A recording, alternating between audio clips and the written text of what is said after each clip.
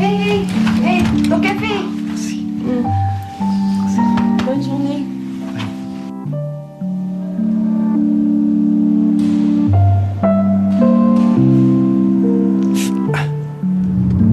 Prêt pour une autre journée? On en fait un autre.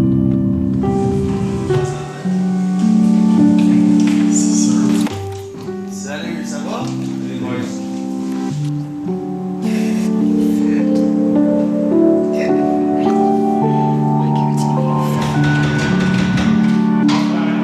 Je ne pouvais pas croire que ce matin-là, ma vie serait bouleversée à ce niveau-là.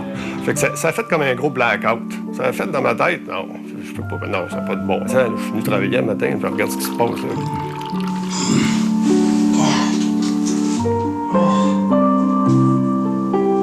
They told me that there's a chance for hepatitis, HIV, and any other bacteria that comes with saliva and bite wounds.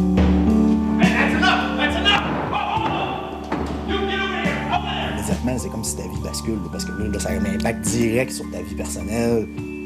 And I remember just feeling sick, absolutely sick. And I'm thinking, oh yeah, now I'm HIV positive.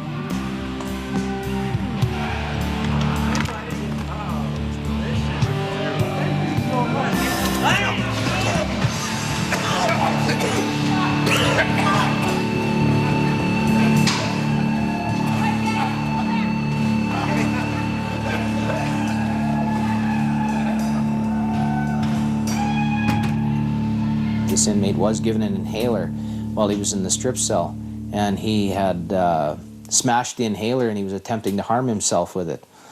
After we retrieved the inhaler from him upon leaving the strip cell, I'm just turning away from the door, and I can hear I got right in the eye, and then all of a sudden I couldn't see. And I remember it hit me, and I just kind of turned, and I thought, I'm blinking, thinking, what the hell is that? And then I realized it's his spit. And it's like right in my eye, and I remember going like this and wiping it out of my eye, and it was like right on my eyeball. Man. And the nurse grabbed me by the back of the shirt that was there, and she goes, come with me right now. And she dragged me from the strip cell about 25 feet away around the corner to a treatment room. She goes, get your head under the sink. You have to rinse your eye out. You have to do it. Get your eye under there. Get the water. You have to hold your eye open. So I'm sort of confused at the time when I'm holding my eye open, and I'm under the sink rinsing it out, and I'm kind of looking at her with the other eye, and she's going through this binder, and I could see on the side of the binder protocol for exposure to infectious disease. I found out that this inmate was HIV positive, and he liked to spit at staff in an attempt to infect them. He'd bite his mouth, the inside of his mouth, before he'd spit, so that he spit at you. He had blood in his spit. So his attempt was to infect you. That's what he was trying to do. On va t'amener à l'infirmerie. Tiens-tu? Es-tu correct? Capable de me suivre ou... OK. And I remember just feeling sick, absolutely sick. Right at the time while I was with my head under there, I'm thinking, oh yeah, now I'm HIV positive. I got kids, I got a girlfriend, I got a family life. Fuck.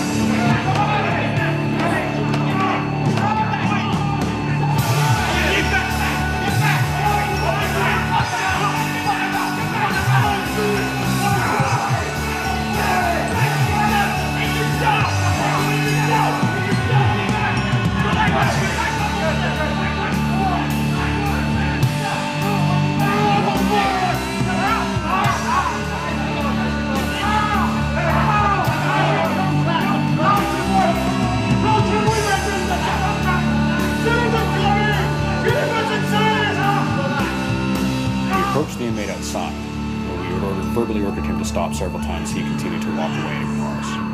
As I was attempting to physically restrain him at this point, he bit the side of my head, just in and around my left ear. I could feel his teeth marks here. I could actually feel his teeth closing around the side of my head. He was reaching towards his waist with one arm, which we later found out he had a weapon in his waistband, and the other hand he was propping himself up. So when I took that arm out, he had grabbed it, brought my hand up, and he bit my thumb hard enough that his teeth prints were in my thumb and blood was drawn.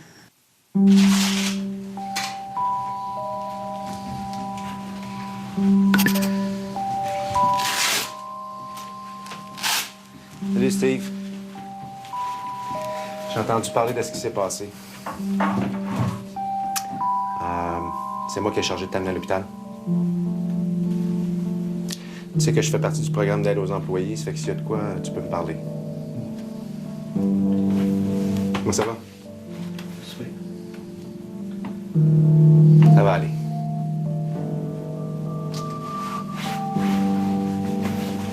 T'attends l'autre bar. Merci. S'il y a de quoi, je suis là. The inmate was asked to give a blood sample in order to determine what diseases may be present in his system, so we would have a better idea of what I would have to undergo regarding medical treatment. The inmate refused. As such, I had to undergo the HIV, the counter-HIV medications and the hepatitis shots and the hepatitis B shots as well, because he simply refused to provide us with the information we needed. I believe that the victim should be the one to know whether or not there's any kind of contractable disease. They were the innocent party in all of this. It wasn't like I asked to be bitten.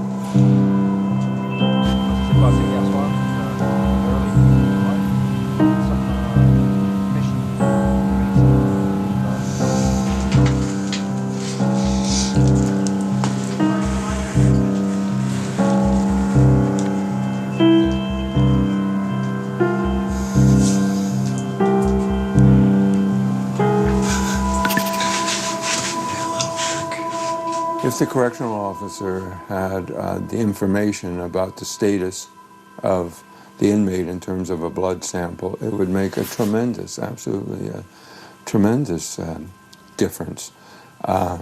Because you know then that you're going to be okay, you know that your family is going to be okay, and also you have been given information and a task and a procedure has happened in order to help protect you and protect your mental health and the mental health of the family.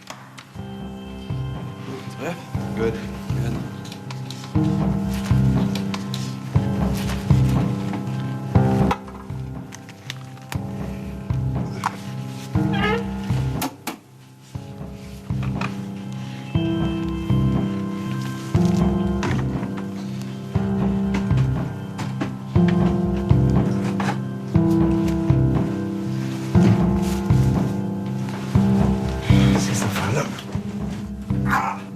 Hey, qu'est-ce que t'as? Shit!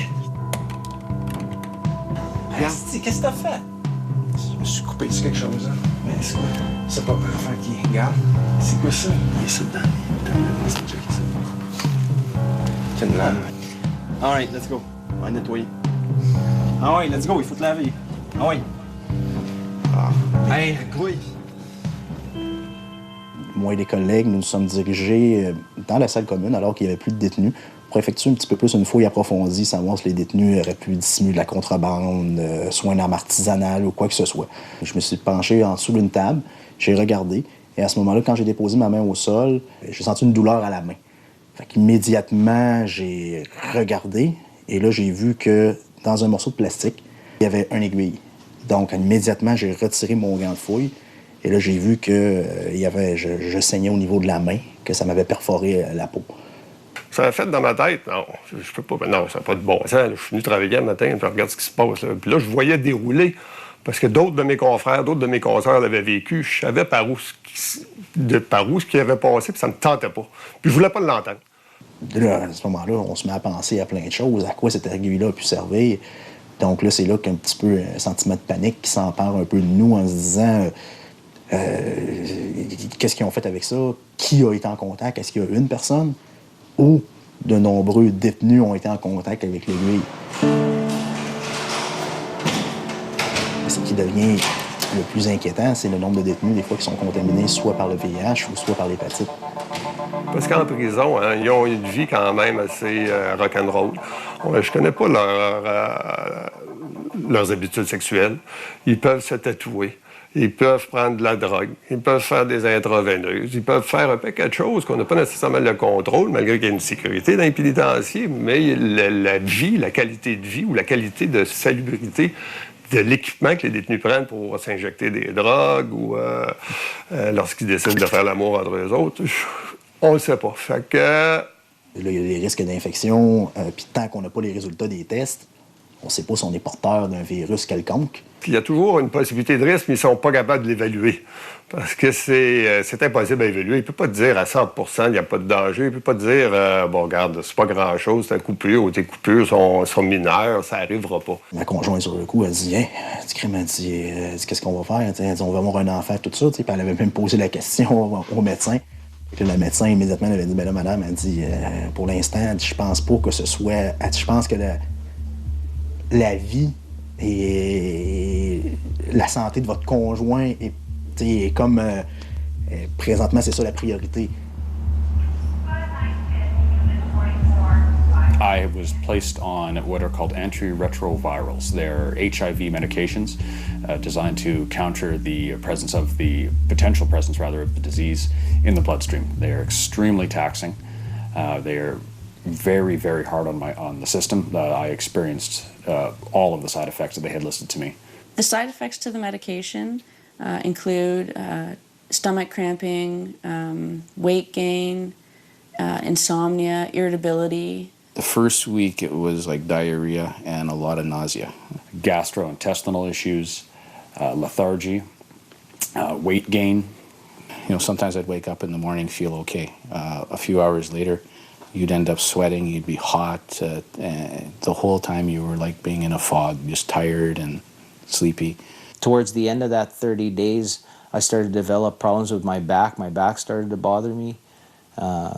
That progressively got worse to the point where I was having a hard time walking around, a hard time moving. I walked around humped over all the time, like my back really hurt. What happened to me was I was supposed to take it for 28 days. After 3 weeks, the side effects were interfering with my liver, which is on this side. So I started with this pain probably after about 14 days, and it really got really bad. So I was due for my next my 3-week follow-up. When I went in for my 3-week follow-up, the nurse at a clinic in Winnipeg told me to come off to stop taking the medication immediately because it was damaging my liver. I don't know whether I would ever take it again. Perhaps maybe the only time if I got poked by or spit on by an inmate who had full-blown HIV or AIDS, I would probably take it. But other than that, I don't know if I would actually take it. The costs are too high.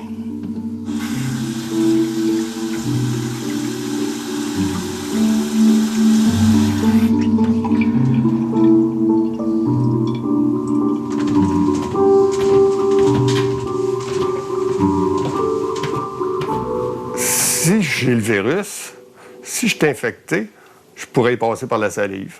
Ça veut dire que j'étais inquiet rien qu'au niveau d'embrasser ma blonde.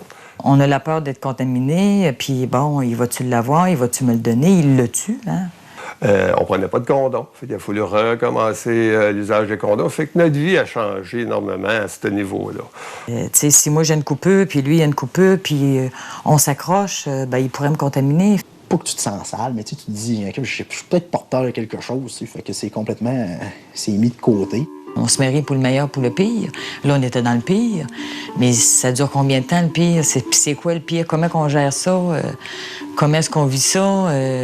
Puis moi, là-dedans, oui, j'ai peur, je t'inquiète, mais lui, c'est doublement pire que moi, parce que peut-être que moi, je l'attraperai jamais, parce qu'il y en a qui ne l'attrapent pas, mais lui, il peut l'avoir.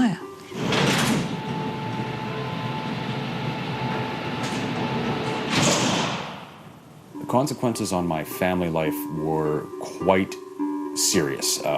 There was immediate psychological stress on myself and certainly the part of my wife. Physically, it's changed quite a bit because we're not able to be intimate on a regular basis and not in the way that we used to be before. We have to be much more careful in terms of using protection and just contact with bodily fluids and things like that.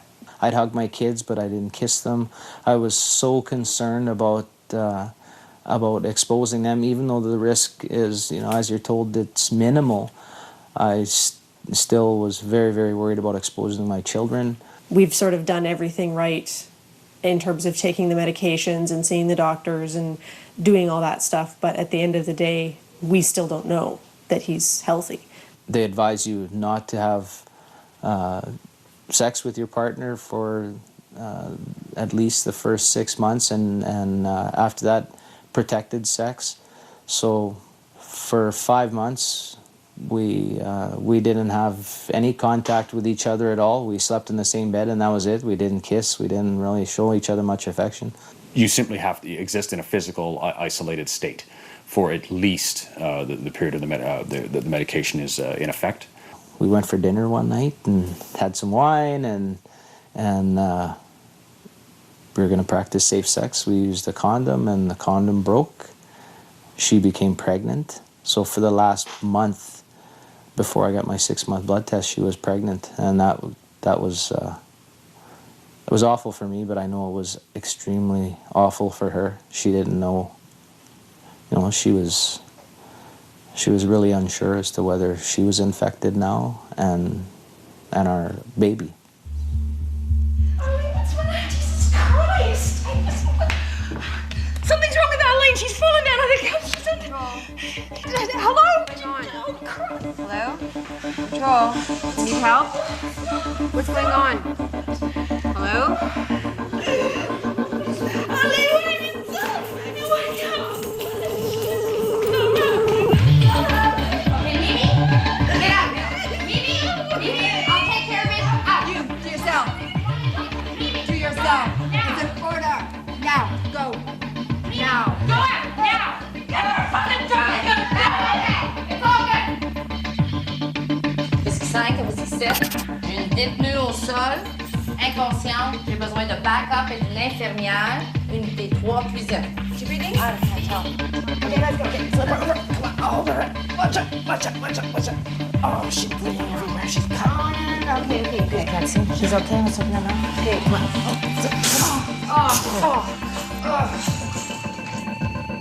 Je vais toujours avoir à penser à cet incident-là, ça c'est clair. Tu peux pas effacer ça. T'as beau vouloir, probablement que je vais être plus prudent, puis on peut pas être plus prudent parce que j'ai affaire à des humains, j'ai affaire à des gens avec un comportement, je le sais pas, parce qu'ils m'avisent pas, ils me disent pas, Pierre, en ouvrant la porte, je te saute dessus, là. Mais quand on a été victime de ça, qu'on sait les conséquences que ça a, on fait beaucoup plus attention.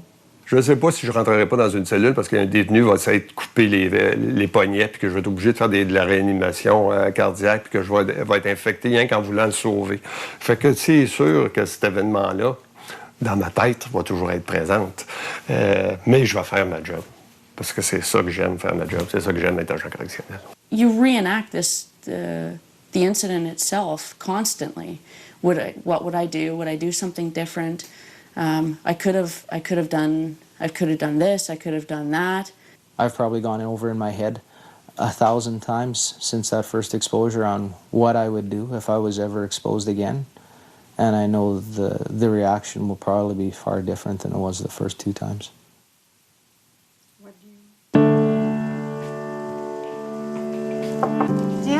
Jan, how How are you doing? You okay? Yeah, I'm okay. Sure? Yeah. Paper?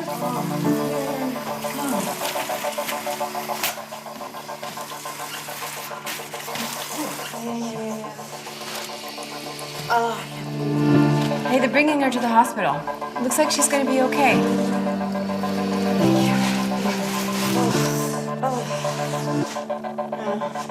Somebody could throw water on you, throw you full of mustard, or throw you even with gasoline, but it stays on the outside. If somebody is throwing semen, if somebody is throwing urine, blood, feces, and it enters your body, or you think it enters your body, you feel very different. It's like you've been touched. In some way the inmate's essence has seeped into your core. I can't think of another way to be assaulted that's, to me, more vicious or more vile than to spit on someone or throw your bodily fluids on them. I'd sooner be punched in the face.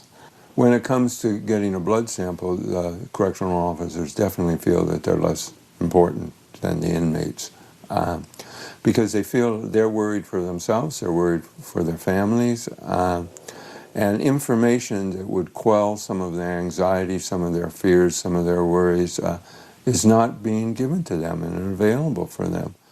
He shouldn't be given the opportunity to stay confidential about it. He's the one that made the decision to bite somebody and assault somebody, and now it's my right, I believe it should be, that I am made aware of whether or not he has a virus that I can contract because of his wrongdoing.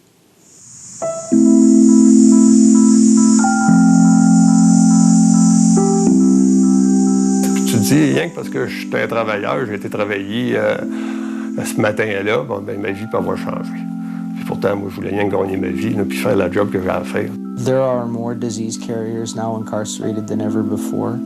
I really do consciously think that not all of them are, but I treat all the offenders like they are infected or have the potential to infect me. I haven't formed a relationship or even tried to during this period of time because I just can't expose anybody to that. And how do you say to somebody, oh, by the way, I might have hepatitis or HIV and I'm not cleared for a year? You know, like you have to tell somebody and just, you can't. I know myself well enough to know it will never go away. It will always be in the back of my mind. It's not necessarily anything that would further impede my ability to live my life, but it's ever present. It has permanently changed my life.